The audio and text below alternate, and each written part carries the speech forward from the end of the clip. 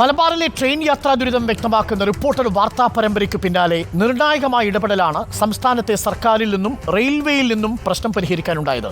എന്തായിരുന്നു ആവശ്യങ്ങൾ, എന്ത് പരിഹാരമുണ്ടായി എന്ന് നമുക്ക് വേഗത്തിൽ ഒന്ന് കണ്ടുനോക്കി വരാം. മറ്റാവശ്യങ്ങൾ ഇപ്പോൾ നമുക്കുള്ളത് കണ്ണൂർ ആലപ്പുഴ എക്സിക്യൂട്ടീവ് മംഗളൂരുവിലേക്ക് നീട്ടണം. അത് നിലവിൽ കണ്ണൂരിൽ സ്റ്റോപ്പ് അവസാനിപ്പിക്കുന്നു.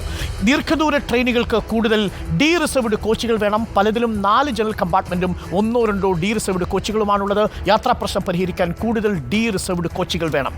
കോയമ്പത്തൂരിൽ നിന്നും മംഗലാപുരത്തേക്ക് ട്രെയിനുകൾ കേരളത്തിൽ വിരളമാണ്. കോയമ്പത്തൂരിൽ നിന്നും തെക്കോട്ടുള്ള തീവണ്ടികളുടെ എണ്ണം കൂടുതലുമാണ്. അപ്പോൾ കൂടുതലായും തീവണ്ടികൾ കോയമ്പത്തൂരിൽ നിന്നും വടക്കോട്ട് വേണം. പാലക്കാട് നിന്നും ദീർഘദൂര ട്രെയിനുകൾ വർദ്ധിപ്പിക്കണം. നിലവിൽ പാലക്കാട് നിന്നും പൊള്ളാച്ചി വഴി പോകുന്ന തീവണ്ടികളാണ് കൂടുതൽ.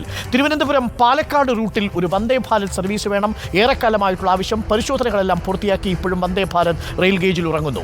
പകൽ മംഗലാപുരത്തേക്ക് കൂടുതൽ സർവീസ് വേണം. ഇപ്പോൾ വേണാടും പരശുരാമും ഒക്കെ ഒഴുകി നിർത്തിക്കഴിഞ്ഞാൽ ദീർഘദൂര ട്രെയിനുകളിൽ റിസർവ്ഡ് കമ്പാർട്ട്മെന്റുകൾ മാത്രമാണുള്ളത്.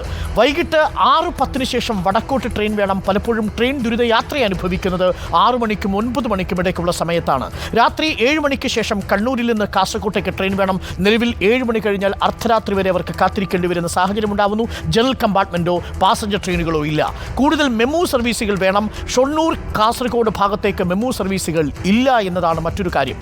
രാജധാനിക്ക് മലപ്പുറത്ത് ഏതെങ്കിലും ഒരിടത്ത് തിരൂരെങ്കിലും ഒരു സ്റ്റോപ്പ് അനുവദിക്കണം എന്നുള്ളത് കാലങ്ങളായിട്ടുള്ള ആവശ്യം. ഇപ്പോഴും ആ ആവശ്യം പരിഗണിച്ചിട്ടില്ല. റെയിൽവേ ബോർഡ് ഇപ്പോൾ പരിഗണിക്കും എന്നതാണ് ഇന്നലെ ലഭിച്ചിരിക്കുന്ന വിവരം. വന്ദേ ഭാരതിനായി മറ്റു ട്രെയിനുകൾ പിടിച്ചിടിരുന്നതിനെക്കുറിച്ച് വലിയ പരാതികളുണ്ടായിരുന്നു.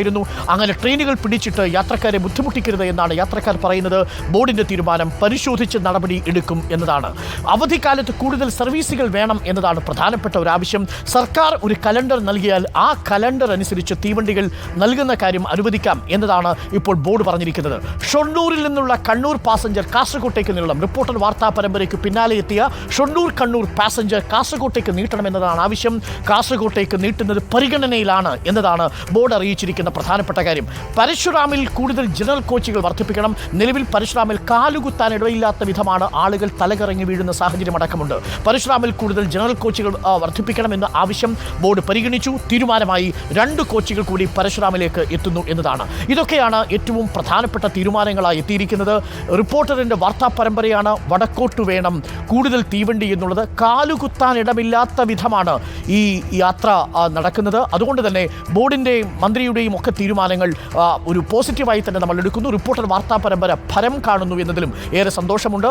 കൂടുതൽ വണ്ടികൾ ഉണ്ടാവട്ടെ. കൂടുതൽ മാന്യമായി സന്തോഷത്തോടുകൂടി യാത്രക്കാർ ശുഭയാത്രയെ അനുഭവിക്കട്ടെ എന്ന് നമുക്ക് പ്രതീക്ഷിക്കുകയും ചെയ്യാം. വടക്കോട്ട് വേണം. നമുക്കിനിയും